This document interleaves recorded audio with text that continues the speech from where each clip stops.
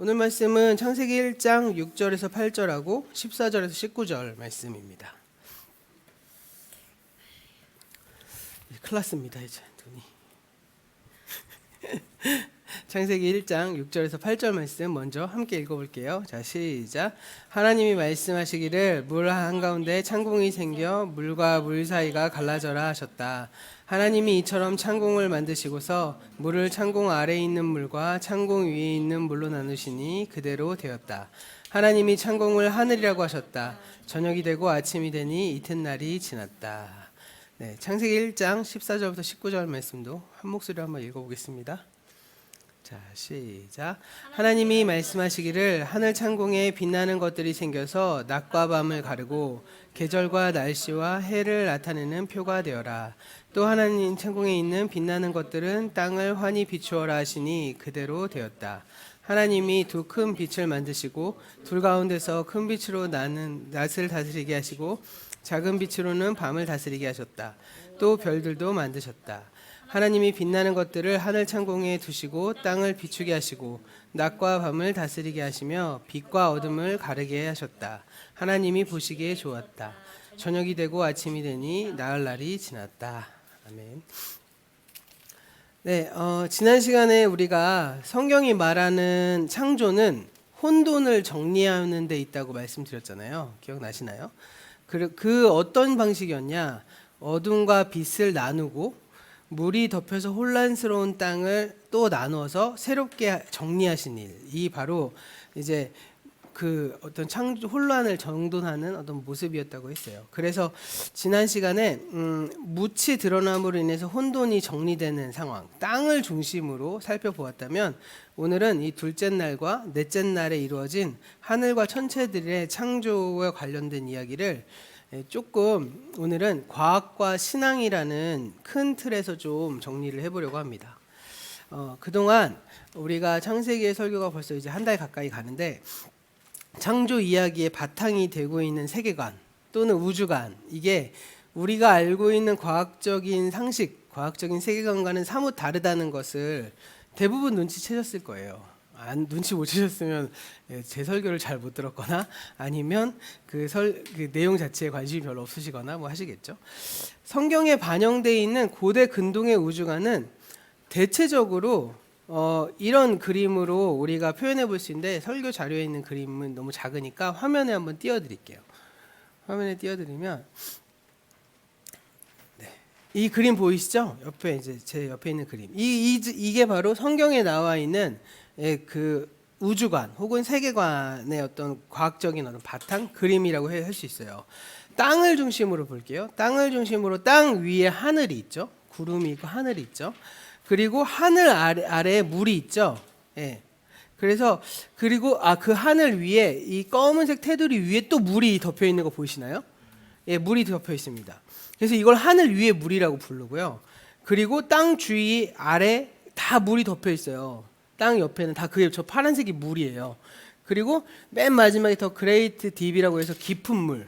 어제 그 말씀 혼란스러운 물. 그리고 땅과 물 사이에 스올이라고 지옥이 있는 거 보이시죠? 예. 이게 이제 성경에 나오는 이제 지구의 어떤 모습입니다. 예. 그래서 하나님이 이 땅 위까지 전체가 물이 덮여 있었던 것을 이 허공을 만드셔서 하늘 위의 물과 하늘 아래 물로 나누시고, 그래서 땅을 뒤덮고 있는 물들이 저 궁창 위로 떠밀려 가서 하늘 위의 물, 궁창 아래의 물이 밑으로 내려가고 묻이 드러나게 하셔서 땅 아래의 물, 뭐 이런 식으로 물을 이루게 하셨다는 거죠. 물론 이 그림이 전부냐? 그게 아니에요. 사실은 하늘이 하나만 있지 않습니다. 유대인의 머릿속에서는 저기 궁창 위에 여러 층에 걸쳐서 하늘이 있어요. 그래서 바울이 뭐라 그러냐면 난 세 번째 하늘까지 갔다 왔다, 막 성경에 나오는 거 아시는 분 계시죠? 이 세 번째 하늘이 하늘의 궁창 위 세 번째 하늘, 뭐 이런 개념이에요. 유대인들은 7개의 하늘이 있다고 믿었다고 하더라고요. 하여튼 근데 그림을 보면, 지구적인 그림으로 보면 이렇게 보시면 됩니다. 옆으로. 그리고 이 검은색 아치로 된 거, 이 아치로 된 거는 무엇이냐면 이게 바로 궁창입니다. 궁창. 그러니까 세 번역에서는 창공으로 번역된 단어죠. 네. 여기 보면 돔 경기장 혹시 가보신 분 계십니까? 돔 경기장에 가서 이렇게 하늘을 딱 보면 어떻게 보이죠? 하늘이 이렇게 동그랗게 반원처럼 보이잖아요. 이런 것처럼 돔 경기장의 천정이 방구 모양인 것처럼 궁창이 이렇게 방구 모양으로 지구를 덮고 있다고 믿은 거죠. 그러니까 이 과거의 사람들 똑똑하긴 했던 모양이에요. 왜냐하면 이게 사실은 지구가 둥글다는 상징이잖아요, 방구가. 근데 이 둥글다는 개념을 믿지를 못하니까, 둥글면 우리가 어떻게 떠들 수가 없잖아요. 중력이란 걸 모르는 시대였기 때문에. 그러니까 하늘이 반구 모양으로 지구를 덮고 있다고 믿은 거죠. 이렇게 보였습니다. 그러면 이제 이 반구 모양 위에 해도 있고 달도 있고 구름도 있고 다 있는 거예요. 그래서 이 창세기 1장 14절 이하를 보면 하나님께서 넷째 날에 해와 달과 별들을 만드셨는데, 해와 달과 별들을 만들어서 어디에 두셨냐? 창세기 1장 14절에서 이렇게 말을 하거든요. 창세기 1장, 그 다음에 크게 확대된 그림이 나오나요? 그건 지금 제가 읽어드릴게요. 창세기 1장 14절 이런 말씀합니다. 그 다음 거 넘기지 마시고. 제가 읽어드릴게요.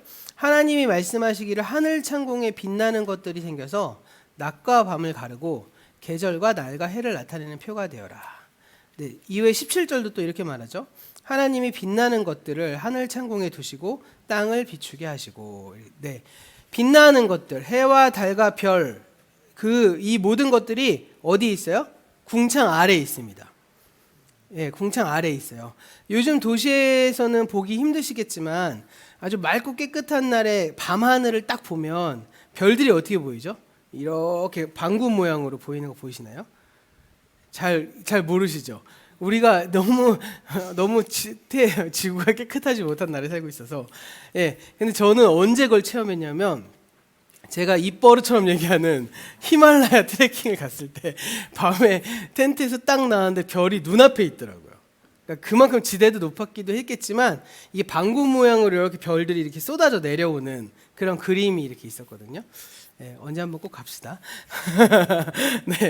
그래서 이렇게 태양을 보면, 바다 같은 데 보면 구름이나 이런 태양들이 이렇게 방구 모양으로 이렇게 가는 모습들이 보인다고 하잖아요. 그런 것처럼 창공에 별들이 박혀 있는 거예요. 그 사람들은. 그러니까 우리가 바라보는 하늘이 그 사람들은 궁창이라고 생각했던 거죠. 궁창 위에 별들이 박혀 있고 거기서 해가 지나다니고 달이 지나다닌다고 믿은 겁니다. 그런데 지금 그 다음 장 화면 보시면 궁창이 눌러주세요. 군데군데 이렇게 잘려 있는 것들이 보이실 거예요. 보이죠? 이게 무슨 그림이냐면 이게 바로 하늘의 창문이라고 불렀던 거예요. 하늘의 창문. 여기 보면 이렇게 검은색에 점점점 나온 게 여기 그림만 딱 그렸는데, 원래 이제 다른 그림 보면 이게 군데 계속 있어요. 이렇게 방구에서 이렇게 계속 있거든요. 여기는 이제 하나를 그려주려고 딱 저기 하나만 그려놓은 겁니다. 제가 다른 그림을 찾지 못해갖고, 요게 바로 하늘의 문이라고 부르는 거죠. 그래서 창세기 7장 11절에 우리 노아의 홍수, 그때 지난 시간에도 살펴봤잖아요. 노아의 홍수가 시작되는 장면에 말씀이 있거든요. 이 말씀 창세기 7장 11절 말씀 한번 11절인데 제 14절이라고 했나요? 같이 한번 읽어볼게요. 11절 말씀입니다. 원래는 시작. 노아가 600살이 되는 해의 둘째 날, 그달 11의 날, 바로 그날에 땅속의 깊은 곳에서 큰 샘들이 모두 터지고 하늘에서는 홍수문들이 열려서. 여기 말하면 하늘에서 홍수문 나오죠. 그게 그거예요. 아까 보였던 그림. 하늘에 문이 있는데 거기서 홍수문이 열렸다라고 나오고 있습니다. 여기서 그 땅속 깊은 곳에 있는 큰 샘들이 모두 터졌다는 거죠. 아까 그림 다시 한 번만 띄워주시겠어요? 뒤로 이렇게 넘겨서. 백으로. 네네. 하나만 더 내려주시면, 여기 지구를 보시면 전 지구적으로 덮고 있던 물이 하늘 위로 올라갔잖아요. 저 위로 이렇게 하늘 위로 이렇게 해야 돼요. 하늘 위로 이렇게 올라갔잖아요. 그리고 저기 보면 더 그레이트 딥이라고 해서 깊은 물 있죠. 그 깊은 물이 더 위로 있어서 전체 지구를 덮고 있었다는 거예요. 근데 노아의 홍수가 비가 얼마만큼 내렸는지 아세요? 40주야 내렸거든요. 40주야. 그런데 핀란드 같은 북유럽에서는 40주야 비가 내려요. 비가 그렇게 많이 내려요, 북유럽에서는. 그래갖고 노르웨이나 핀란드 이런 데서 그래갖고 왜 그 노벨상 받은 노벨이 어렸을 때 담임 선생님한테 우리도 성경에 나오는 만큼 40주가 비가 내렸는데 왜 우리는 지구가 물에 안 덮이냐 그랬더니 선생님한테 혼났다는 뭐 위인전 글이 있는데 그게 그 이제 이 사람들의 생각은 뭐냐면 저 깊은 물이 노아의 홍수 때 다 올라온 거예요. 하늘에 있는 궁창이 다 터진 거죠. 이 하늘에 방금 그 다음 장 그림 보면 그 뚫린 하늘의 문 있죠. 이럴 때 우리 희중이 센스 있게 탁 넘겨주면 얼마나 좋을까.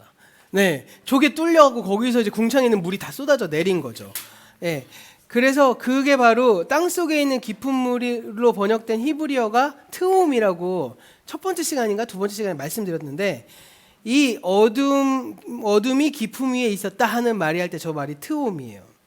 네, 이 트홈의 샘들이 터져서 땅 위로 올라가서 노아의 홍수 때는 이 창세기 1장 2절에 나오는 그 어둠이 깊음 위에 있는 상태가 된 거예요. 노아의 홍수가. 무슨 말씀인지 아시나요? 그러니까 하나님이 창조하시고 노아의 홍수가 됐다는 건 다시 창세기 1장 2절의 상황으로 돌아갔다는 거죠. 그런 뜻을 가지고 있는 것입니다. 그래서 세 번역에 하늘에서 홍수문이 열렸다라고 하는데 직역하면 하늘의 창문이 열렸다 이렇게 해석할 수 있습니다. 그러니까 하늘의 창문이 열려서 비가 창공 위에서 물이 땅으로 쏟아져 내린 거죠. 그런 의미에서 보자면 그때 당시 히브리인들 고대 근동 사람들이 비는 어떻게 내린다고 본 거죠? 비는 때때로 하늘의 창문이 열리면 추울 때는 눈이 내리고 어떤 때는 우박이 내리고 어떤 때는 비가 내렸다고 생각하나요? 아니에요. 그러지 않았어요. 하늘의 창문 중에도 비창문이 있고 우박창문이 있고 눈창문이 있는 거예요. 그래서 눈창문이 열리면 눈이 내리고 비창문이 열리면 비가 내리고 우박창문이 열리면 우박이 내렸다 이렇게 믿은 거죠. 그 사람들이 과학적 상식으로 이 물이 얼음이 되고 얼음이 우박 이건 상상할 수가 없는 거잖아요. 이게 바로 성경이 말하는 비의 뜻입니다. 근데 참 재미있는 사실이 한 가지 있어요. 우리의 과학 상식과 전혀 말도 안 되는 것은 무엇일까요? 해와 달과 별보다 비가 더 높은 데서 내린다는 거죠. 아까 그림 보시면 하늘문은 태양보다 더 있잖아요. 그러니까 이 사람들은 비랑 눈이랑 우박은 태양보다 더 높은 곳에서 내린다고 믿은 거죠. 자, 왜 그렇게 생각했을까요? 우리는 당연히 태양하면 지구를 중심으로 우주의 태양과 수금, 지와 이렇게 생각하지만 옛날에 이 고대 근동 사람들은 태양은 뭘 위해서만 존재하면 돼요? 지구를 위해서만 존재하면 되는 거야. 그러니까 창공 밑에서만 돌아다니면 되는 거지. 그런데 궁창을 설명해야 되니까 하늘 위에 문을 생각해야 되니까 하늘보다 태양보다 달보다 별보다 물이 더 위에 있었다는 거죠. 비가 더 위에 있었다는 겁니다. 이렇게 생각했다는 겁니다. 그러니까 이렇게 꼼꼼하게 따지면서 성경을 읽어보면 그래서 제 친구 중에 저를 신앙의 길로 잘 이끌어준 친구가 요즘엔 교회를 잘 안 다니는데 그 친구가 지구과학과를 나오고 나서는 하나님 신앙을 점점 떠나기 시작했는데 그 친구가 배운 과학적 상식으로 지구과학과잖아요. 성경을 읽으니까 말이 안 되는 거예요. 고등학교 때까지는 믿음으로 읽었는데 과학적 상식으로 성경을 보니까 이게 말이 안 되는 거죠. 오늘 이 동영상 걔보고 한번 들으라고 그래야 되겠다. 걔가 아직도 그런데 하여튼 그래서 어떻게 보면 그런 상황을 생각해보면서 성경을 읽으니까 오늘날 우리에게는 진짜 말도 안 되는 이야기 하고 있구나 생각을 하는 거죠. 그래서 당시 그러면 고대 사람들이 생각하는 지구는 어떤 모습이었냐를 가지고 그림으로 표현해 보면 대체로 이런 그림이 나오거든요. 그 다음 그림 한번 보여주세요. 말씀 다 지나서. 이 그림은 고대 근동의 그림이 아니라 인도 사람들의 그림이에요. 인도인들이 생각하는 지구는 어떤 모습이냐라고 했을 때 대부분 엄청난 큰 거북이가 있고 거북이 밑에 큰 뱀이 또아리를 틀어서 이렇게 원을 만들고 대륙도 사실은 약간 방구 모양이죠. 이 사람들도 그러니까 과학적 사고라는 게 눈이 있으니까 해와 별과 별이 일자가 이렇게 방구 모양이야. 그러니까 땅이 평평하다고 믿었지만 그래도 반구 모양이라고 생각했던 거죠. 이런 그림입니다. 고대 근동 대부분 이런 그림인데 제 그림을 못 찾아서 인도인이나 사실은 고대 근동 사람이나 그 사람 당시에 생각했던 우주에 대한 그림이 이것과 비슷하게 보인 거죠. 대체적으로 이런 사람입니다. 자, 정리해 보자면 이런 이야기들을 제가 제 친구 얘기를 했지만 오늘날 우리의 사고와 과학적 지식으로 볼 때는 굉장히 미개해 보이잖아요. 그런데 과학이 발달하기 전에 나름 2500년 전의 고대 사람들에게는 방금 보여드렸던 그림이라든지 그런 하늘의 문이라든지 굉장히 디테일하지 않습니까? 그게 과학이었다는 거예요. 아마도 이 지구가 예수님 오지 않아서 2000년이 더 지나면 2000년 전 이후에 우리를 보면서 엄청 미개하다고 생각할 거예요, 사람들은. 와, 쟤네들은 저렇게 살았나? 뭐 이렇게 할 거예요. 그러면 과학이라는 게 도대체 무엇일까요? 과학이라는 건 자연을 관찰하고 그 관찰한 결과를 서술하고 체계화하고 정리하는 것이 바로 과학인 것이죠. 예. 오늘날은 만원경이 발달돼서 100억 광년 밖에 있는 별들을 관측하잖아요. 혹시 허블 만원경이라고 들어보신 분 계시나요? 네, 허블 만원경. 네, 그 다음 화면 보시면 이게 이제 허블 만원경이라고 나오는데, 네, 이게 허블 만원경이래요. 근데 이게 나사가 만들어서 이걸로 요즘에 우주 사진, 별 사진 찍은 거 인터넷에 구글 검색만 해도 엄청 나오거든요. 제가 몇 장만 갖다 드리면 그 화면이 근데 제가 정리를 안 해서 깨질 수도 있겠다. 설교 자료에는 있거든요. 한번 다음 장 넘겨보세요. 있나? 예, 이게 실제로 찍은 사진이에요. 만원경으로. 예, 너무 예쁘죠. 색깔도 다 다르고. 저 중에서 방금 옆에 보면 제일 빨갛게 되는 거 있죠. 빨갛게 되는 좀 별들 중에서 제일 빨갛게 되는 별들, 제일 반짝이고 이게 거의 죽기 직전의 별들이에요. 별이 이제 터지는 거거든요. 별이 이제 탁 터지는 장면을 찍은 거고요. 그 다음 장면 보시면 예, 저기 파르스름한 거 있죠. 얘네들은 비교적 젊은 별이에요. 이 별들이 노후되면 저렇게 빨갛게 돼서 저 뒤에 이렇게 빨갛게 됐는데 이 밑에 이 밑으로 이렇게 보면 이렇게 빨간색이 탁 터지는 부분 있죠. 그래서 별들이 거의 죽어가서 빛을 잃어가고 있는 그런 상황이라고 보면 되고요. 자, 그 다음 장면. 이게 뭐 어딜까요? 지구. 아니요, 지구는 아니고요. 허블 만원경이 찍은 화성이에요. 네. 그러니까 이게 물도 있고 땅도 있고 그러니까 사람들이 저기 사람들이 화성에선 살 수 있지 않을까. 사람들이 자꾸 이렇게 화성을 탐사하잖아요. 예, 화성에 요즘에는 화성에 드론 띄우고 헬리콥터 날아다니는 거 아세요? 예. 그래갖고 화성에서 찍은 사진이라고 무슨 굴 같은 거 막 보이고 막 그러잖아요. 참 신기한. 그러니까 우리 눈에는 굴인데 그거 자연으로 만들었을 텐데. 혹시 진짜 외계인이 살까요? 하여튼 요즘에는 이렇게 사진을 찍어서 우리가 실시간으로 봐요. 예. 그런데 우리는 과학기술이 발달돼서 이러한 사진들을 볼 수 있지만 당시 사람들에게는 육안으로 보이는 게 전부잖아요. 그렇죠? 그런 세상 속에 산 거죠. 대기권을 어떻게 통과할 수 있겠습니까? 못 통과하죠. 그래서 눈에 보이는 것을 토대로 그 사람들이 관찰한 것을 최선의 결과로 체계화시켜 놓은 것이 당시의 과학이자 당시의 우주관이잖아요. 사실 아인슈타인도 블랙홀을 뭐 관찰했나요? 수학으로 계산해서 블랙홀을 만든 거잖아요. 그래서 아인슈타인을 천재라고 만든 거잖아요. 예. 어떻게 그런 블랙홀 같은 것들을 수학으로 계산할 수 있냐고요. 예. 그게 당시 사람들이 그렇게 체계화해서 만든 우주관이라는 겁니다. 자, 여기까지 정리해 봤다면 이제 성경에 말하는 계시에 대해서도 좀 설명을 드릴 필요가 있어요. 계시. 성경은요, 오해하시면 안 되는 게 하나님의 뜻을 사람이 이해할 수 있는 방식으로 계시해 준 게 성경입니다. 그런 점에서 계시란 무엇이죠? 계시란 하나님의 뜻을 사람이 이해할 수 있는 방식으로 열려지는 게 계신 거죠. 우리의 지금의 상식으로 하나님의 뜻을 이해할 수 있도록 보여주는 게 계시라는 거예요. 그렇죠? 그런데 하나님이 당신의 뜻을 사람이 이해할 수 있도록 전달하기 위해서 사람이 가지고 있는 언어, 사람이 가지고 있는 문화, 심지어는 과학을 사용해서 설명하시는 거죠. 예. 하나님의 언어로 말하면 우리는 이해할 수 없기 때문에 우리가 이해할 수 있는 언어와 문화와 상식을 가지고 쓰여진 게 성경이라는 겁니다. 그래서 성경은 하나님이 쓰신 완전한 계시라고 우린 믿는 거죠. 그런데 왜 우리가 생각하기에도 이렇게 말도 안 되는 과학적인 사고로 성경이 쓰여졌냐라고 질문하신다면 그건 뭘 오해하시는 거예요? 성경이 기록한 연대를 우리가 이해하지 못하는 거죠. 성경이 2500년 전에, 그것도 엄청나게 오래전에 기록된 책인데 2500년 전에 편집된 책인 거거든요. 기록은 더 오래됐습니다.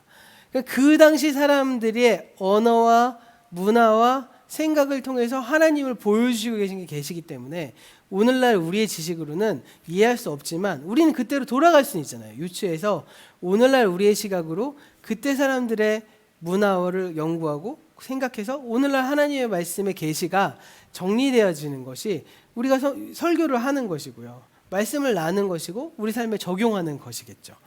자, 그래서 언어와 문화와 과학을 하나님의 진리를 담는 도구로 사용됐다. 그게 계시다. 왜 그러냐면 하나님의 언어와 하나님의 말씀으로 하면 우리가 아무도 알아들을 수 없으니까. 그래서 어떤 사람들이 요한계시록 할 때 무슨 막 큰 용이 뭐 뿔이 있고 뭐가 있는데 막 이러면서 이거는 탱크야 탱크, 이거는 미사일이야 미사일, 막 이렇게 해석하는 사람들이 있거든요. 근데 그건 너무 오버고요. 너무 나간 거예요. 그러니까 그러면서 뭐라고 해석하냐면 요한이 보기에 하늘에 거대한 F-15 전투기가 날아가는데 그걸 보고 용이라고 보지 그건 뭐라고 해석했겠냐, 이렇게 하면서 해석하고 설명하시는 분들도 있어요. 이거는 그분은 한 단계 더 나아가서 오늘날의 사고로 그 계시록을 해석하는 거죠. 다른 말씀도 그렇게 보셔야 되는데 그렇게만 해석하면 사실 좀 안 됩니다. 물론 그 언어와 문화와 과학은 계시를 받는 사람들의 언어와 문화와 과학이라는 거죠. 2000년이 지난 우리에게 맞는 언어와 문화와 과학이 아니라는 겁니다. 그래서 결국 계시는 누구 중심이라고요? 그 계시를 받는 사람 중심. 그렇죠? 예수님이 비유를 설명했을 때 그 비유를 듣는 사람 중심인 거죠. 이해되시죠? 네. 네, 제 안에 좀 심각한 표정을 지어갖고 이해가 되고 있는지 잘. 네. 네. 하나님께서 계시를 받는 사람들에게 어떻게 하든지 하나님의 진리를 이해시키기 위해서 그 언어와 문화와 과학을 사용하시는 거죠. 그게 바로 계시라는 겁니다. 그런 점에서 여기서 언어와 문화와 과학이란 하나님의 진리를 담아내는 그릇으로 사용하는 거죠. 다시 한번 정리해 볼게요. 언어와 문화와 과학 그 자체가 계시일까요? 계시가 아닐까요? 계시가 아니라는 겁니다.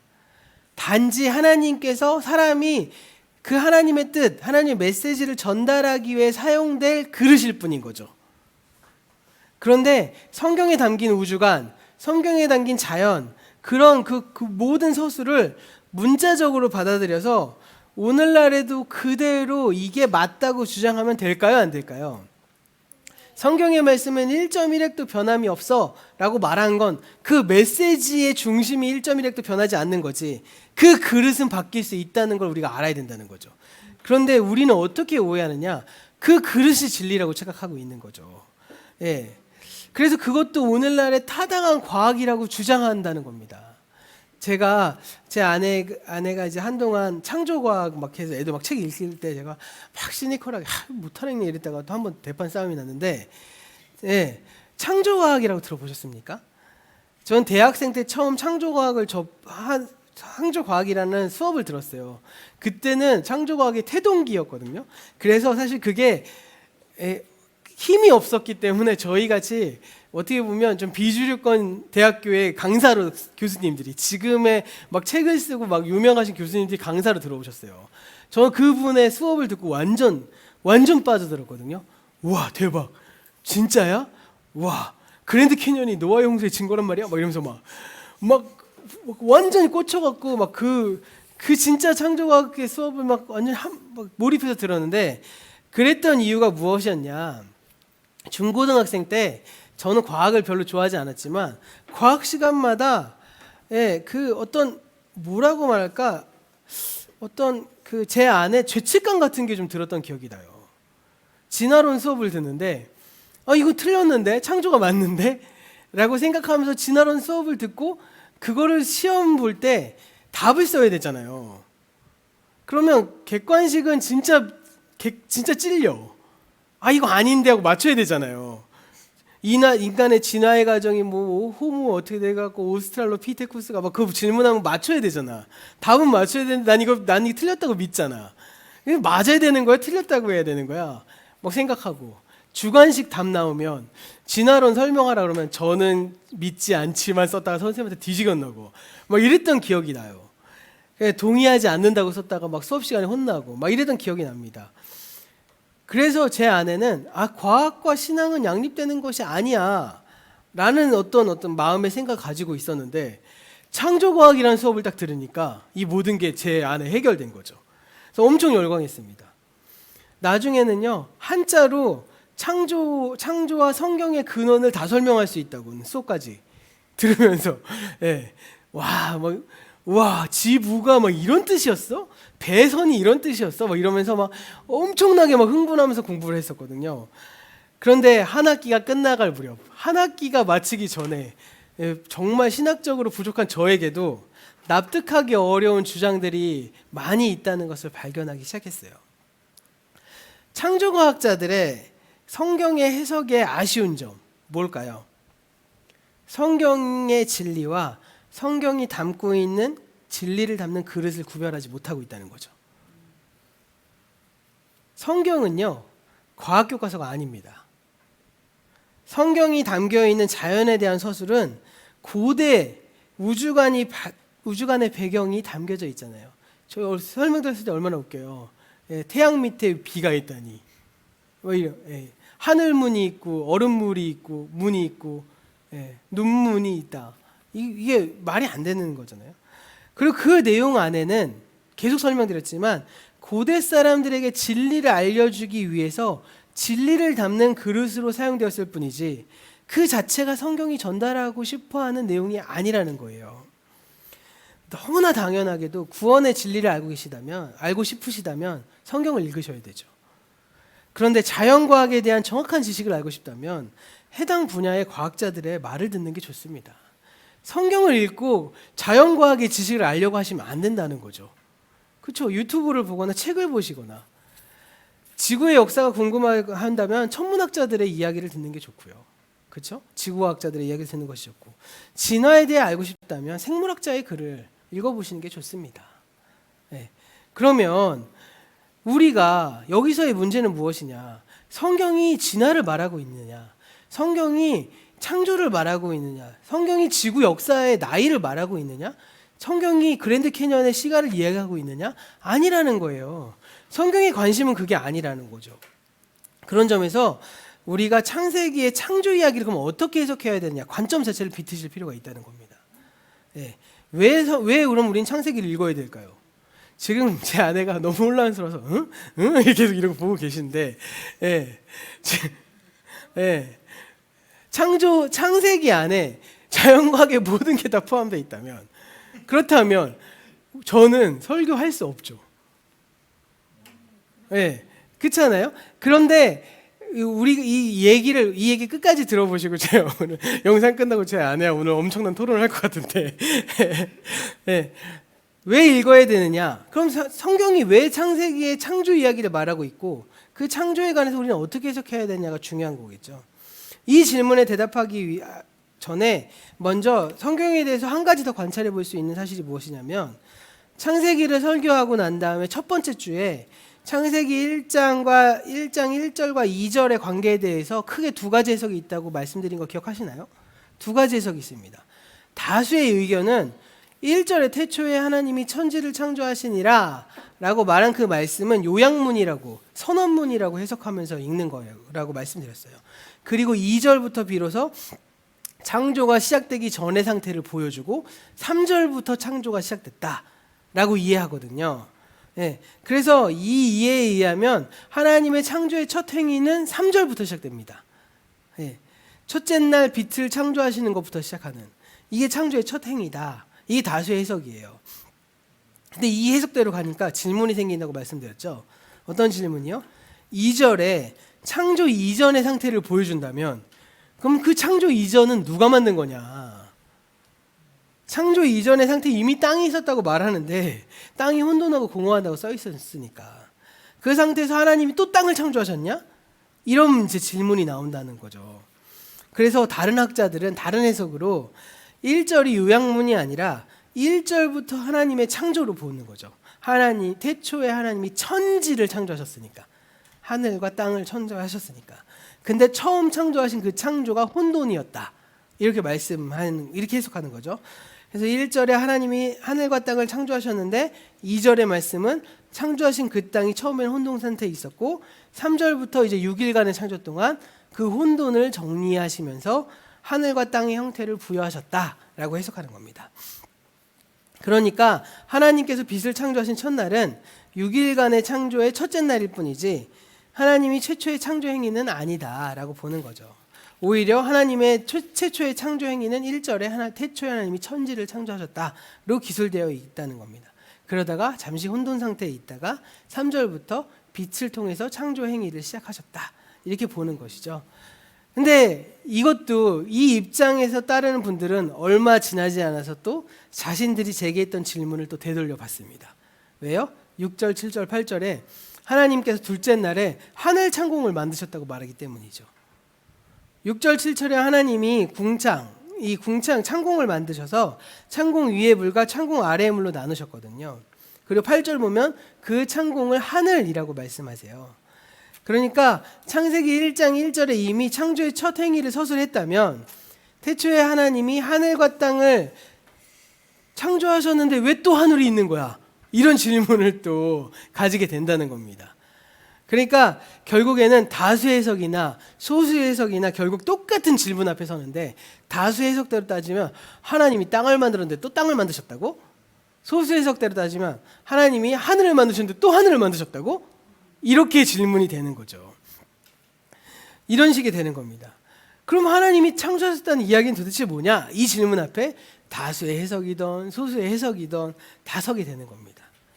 자, 그래서 다시 제 아내의 의아한 점으로 돌아가자면, 여기서 우리가 창세기를 읽을 때 우리가 기대하는 것과 창세기가 말하려고 하는 거에 어떤 불일치가 일어나고 있구나라는 것을 발견하게 된다는 겁니다. 영어에서 make와 create의 차이가 무슨 뜻인지 아시나요? make는 만들다, create는 창조하다. 그래서 제가 기독교반에서 배울 때는 어떻게 배웠냐면, make는 재료가 있는 것으로 만드는 거고 create는 없는 것에서 만드는 게 창조다, 이렇게 배웠거든요. 네. 그래서 신학적으로 이걸 신학에서 굉장히 중요한 건데, 신학에서는 뭐라고 말하냐면 무로부터의 창조다, 이렇게 설명해요. 예, 이거 배워보신 적 있으실 거예요. 그런데 여기서 우리가 그렇게 중요하게 생각하는 무로부터의 창조라고 이해할 경우에 창세기는 우리의 기대를 여지없이 무너뜨립니다. 그렇죠? 왜냐하면 창세기는 하나님께서 하늘을 창조하시기 전에 하늘이 있었고 땅을 창조하시기 전에 또 땅이 있었으니까요. 그렇죠? 무로부터의 창조가 없는 거예요. 예. 그런 점에서 창세기는 무로부터의 창조를 말하지 않습니다. 그렇게 중요하게 여기는. 우리가 창조를 무로부터의 창조라고 이해하는 이유는 그럼 무엇일까요? 이게 왜 중요하다고 착각할까요? 왜 그럴까요? 예, 제 아내가 지금 막 자연과학자들의 이야기를 들어야 되고, 진화론을 알고 싶으면 생물학자들의 얘기를 들어야 되고, 지구학, 이러니까 막 이랬거든요. 왜 그렇게 생각할까요? 제가 지금 이 얘기를 하려고 빌드업을 차곡차곡 한 건데 왜 그럴까요? 지금 이 말씀을 듣고 있는 분 중에 오랜 신앙생활을 해오고 또 사실은 창조에 대해서 모든 하나님의 말씀이 굉장히 중심이라고 생각하시는 분들은 오늘 제 설교 좀 이해가 안 되실 거거든요. 자, 예, 왜 그렇게 얘기할까요? 왜 우리가 이거에 대해서 오류를 발견하고 왜 이거에 대해서 이해하지 못할까요? 우리는요, 어떻게 보면 이 땅이 어떻게 생겨났고 하늘이 어떻게 생겨났고 뭐가 어떻게 생겨났고 이걸 물질의 창조로 이해하기 때문인 겁니다. 모든 것을. 그렇죠? 하늘이 어떻게 됐고 바다가 어떻게 됐고 동물이 어떻게 만들어졌고 인간이 어떻게 만들어졌고, 그래서 인간은 뭐 갈비뼈가 뭐 남자는 뭐 여자보다 한계가 없대느니, 근데 그거 사실 아니래잖아요. 예, 그러니까 우리는 자연스럽게 창세기를 읽으면서 물질의 창조로 이해하기 때문에 이런 혼란이 일어나기 시작하는 겁니다. 그런데요, 창세기는요, 가만히 읽어보시면 땅이 어떻게 생겨났고 물이 어떻게 생겨났고 공기가 어떻게 생겨났는지 말해주지 않습니다. 아무도 말해주지 않아요. 하나님이 창조하시기 이전에 이미 하늘이 있고 땅이 있고 물이 있었다고 그냥 말하고 있어요. 예. 그럼 그 땅과 물은 누가 만들었을까요? 당연히 하나님이 만들었겠죠. 그런데 문제는 무엇이냐? 우리는 엄청 그게 관심이 있는데 창세기는 정작 관심이 없다는 거예요. 관심이 없습니다. 심지어는요, 창세기가 말하고 싶은 이야기는 그게 아니라는 거예요. 창세기는 뭘 말하고 싶을까요? 정작 다른 이야기 하고 싶어서 쓴 글인데 우리는 자연과학에 대한 관심으로 창세기를 읽고 있지만 정작 창세기의 관심은 그것과는 다른 거에 있다는 것입니다. 이해가 되십니까? 기록 자체의 목적이 다르다는 거예요. 기록 자체의 목적이 자연과학적인 개념이라면 우리는 창세기의 말씀을 믿을 수가 없어요. 이렇게 디테일하게 하나하나씩 설명하는데 말이 안 되잖아요. 그렇죠? 좀 2000년, 2500년 전에 사람들이 이해할 수 있는 방식으로 썼다고 하면 오늘날에도 맞는 말은 써야지. 그렇잖아요. 지구의 모습이 이렇게 생겼다고 적어도 지구는 둥글다고는 말해줬어야지. 하나님이 힘으로 사람을 눌러서 땅에서 하늘에서 뜨지 못한다고 떨어지지 않는다고 말은 해줄 수 있어야죠. 그러지 않겠습니까? 그런 목적으로 쓴 게 아니라는 겁니다. 그러면 무로부터의 창조, 물질의 창조가 아니라면 창세기 관심사는 도대체 무엇일까요? 우리가 그동안 확인해 본 것처럼 창세기는 하나님께서 어떻게 혼돈으로부터 샬롬을 만드셨는가, 하나님이 어떻게 샬롬을 창조하셨는가를 보여주고 있는 거죠. 땅이 텅 빈 것처럼 형태가 없습니다. 어둠 위에 있었어요. 물에 덮여 있었습니다. 그 땅 위에 하나님이 빛을 창조하시고 물을 가르셔서 마른 땅이 드러나게 하셨어요. 이게 바로 땅의 창조죠.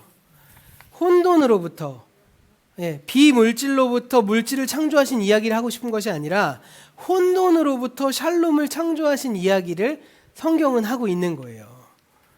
그럼 혼돈이 뭐죠? 질문을 바꾸자면 무엇이 혼돈 속에 있었다는 것이죠? 땅이 혼돈 속에 있었다는 거죠. 땅이. 혼돈이란 곧 혼돈의 땅, 혼돈의 세상을 이야기하는 거죠. 창세기는 하나님께서 그 혼돈으로부터, 그 혼돈의 세상으로부터 샬롬의 세상을 창조해내신 분이다 라는 걸 드러내고 있는 거예요. 하나님께서 어떻게 혼돈으로부터 샬롬을 창조하셨는지에 대해서는 우리가 이제 여러 주간에 걸쳐서 구체적으로 살펴보고 있었고, 또 이 창세기를 하는 동안에 계속해서 더 살펴볼 수 있을 내용입니다. 자, 오늘 말씀을 좀 마무리해 볼게요. 오늘은 둘째 날과 넷째 날에 하나님께서 하늘을 창조하신 이야기로 돌아가서 조금 더 생각해 보면서 말씀을 마무리하겠습니다. 자, 우리가 이런 질문을 던져볼 수 있어요. 저 하늘에 허공이 왜 있을까요? 허공은 창세기 1장에서 이렇게 대답합니다. 허공은 이 땅을 덮고 있던 혼돈의 물을 궁창으로 떠받쳐서 생긴 결과물이다. 그렇죠? 궁창이 뿅 올라가면서 물을 가두면서 허공이 생겼잖아요. 이 허공에는 공기가 생긴 거죠. 그렇게 생겨난 것이죠. 그리고 그 하나님이 올린 결과로 해와 달과 별들을 궁창 위에 박아두셔서 시간의 변화도 알리고 사람을 환히 비추는 데도 쓰이고 낮과 이 계절이 바뀌기도 하신 것이죠. 그 빛이 뭘 통해서 우리에게 도달하죠? 허공을 통해서. 계절이 우리가 어떻게 알죠? 허공을 통해서 보이게 됩니다. 자, 저 허공이 아무것도 없다고 해서 허공이 무의미한 게 아니라는 거죠. 허공에도 뜻이 있고 역할이 있다는 겁니다. 그래서 제가 처음에 창세기 설교했을 때 혼돈이 있을 때 막 뭔가 막 복잡복잡하고 막 이런 게 아니라 텅 비어 있는 상태를 혼돈이라고 말씀드렸는데, 근데 하나님이 신기하게도 이 텅 비어 있는 혼란을 나누셔서 땅을 만들고 하늘을 만드셨는데 거기도 공허하죠. 허공이 있죠. 그렇게 되고 있습니다. 하나님이 누가 주관하시느냐에 따라서 공허한 것과 허공이 샬롬이 달라질 수 있구나.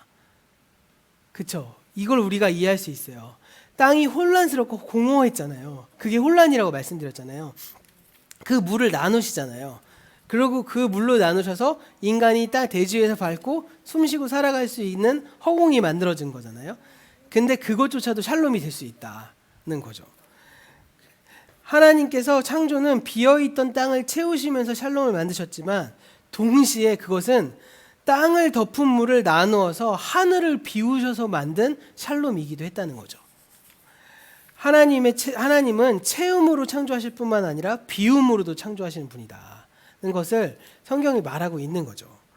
그러니까 누가 주인이냐, 누가 주관하시냐, 그 주관의 뜻에 따라서 어떻게 활용되느냐에 따라서 이 세상의 중심과 이 세상의 지구의 모양과 이 모양이 샬롬이냐 혼돈이냐가 드러날 수 있다는 겁니다. 오늘 우리는 때로 이런 생각을 해요. 오늘 제가 이 말씀으로 왜 마무리하냐면 우리는 무엇인가 하나님으로 충만할 때 채워졌다고 생각할 때 우리가 하나님의 임재에 있다고 생각하고 그걸 구하잖아요. 때로는 비어 있을 때 오히려 하나님의 존재를 느낄 수 있고 비어 있을 때 오히려 하나님의 샬롬을 느낄 수 있다는 것을 말씀드리고 싶은 거예요. 우리의 삶에 때로는 채움으로 때로는 비움으로 하나님은 샬롬을 만드시는 거죠. 근데 우리는 가끔 우리에게 내가 채워져야만 샬롬이 일어난다고 착각하는 경향이 있다는 겁니다. 우리의 삶에서 비워짐을 경험할 때 그 비움으로 인한 박탈감이나 좌절에 빠지지 마시고 그 비움을 통해 새롭게 창조하시는 하나님을 바라보셨으면 좋겠어요. 그런데 여기서 분별이 중요하잖아요. 방금 말씀드린 것처럼 혼돈의 비움일 수도 있기 때문에 만일 혼돈의 비움이라면 이제 그 혼돈 속에서 새롭게 창조하신 하나님을 우리는 바라보고 신뢰하고 하나님의 뜻대로 나아가야겠죠. 그런데 만일 이 비움이 창조의 비움일 수도 있다는 겁니다. 만일 창조의 비움이시라면 지금 창조하고 계신 하나님을 우리가 바라보고 그 하나님의 충만함을 누리고 경험하는 게 우리의 숙제인 것이죠. 예수님이 가장 대표적으로 비움으로 세상을 구원하신 분이죠. 자기를 비우셨잖아요. 종의 형태를 가지셨잖아요. 십자가에 달리셨잖아요. 우리가 예수 그리스도의 비움 속에서 세상의 구원을 보듯이 우리의 비워짐 속에서 하나님의 일하심을 바라보는 저와 여러분 되기를 소원합니다. 만일 혼돈의 비움인지 창조의 비움인지 판단이 서시지 않으신다면 그때 우리가 해야 될 일은 잠잠히 하나님을 바라보는 거예요. 그 비움 속에서 하나님이 친히 일하실지 아니면 그 비움이 우리 안에 새로운 창조의 각성이 일어날지 그것을 우리가 하나님을 바라보는 거죠. 그런 점에서 우리가 하나님과 더욱더 친밀해야 되고 하나님을 알아가는 게 우리의 삶의 전체적인 목표가 될 수밖에 없는 겁니다. 계속 말씀드리지만 하나님은 오늘도 우리의 삶에서 체험을 통해서 동시에 비움을 통해서 새 창조를 계속 하시는 분이시라는 거죠. 우리가 오늘 말씀을 통해서 성경이 말하는 창조가 오늘날 우리의 과학상식에서 왜 말이 안 되는지 또 그것을 어떻게 해석해야 될지를 좀 살펴봤어요. 좀 부족했지만 그리고 그 창조 가운데서 비움이 일어나는 것이 어떤 의미인지도 오늘 말씀을 통해서 나누어 보았습니다.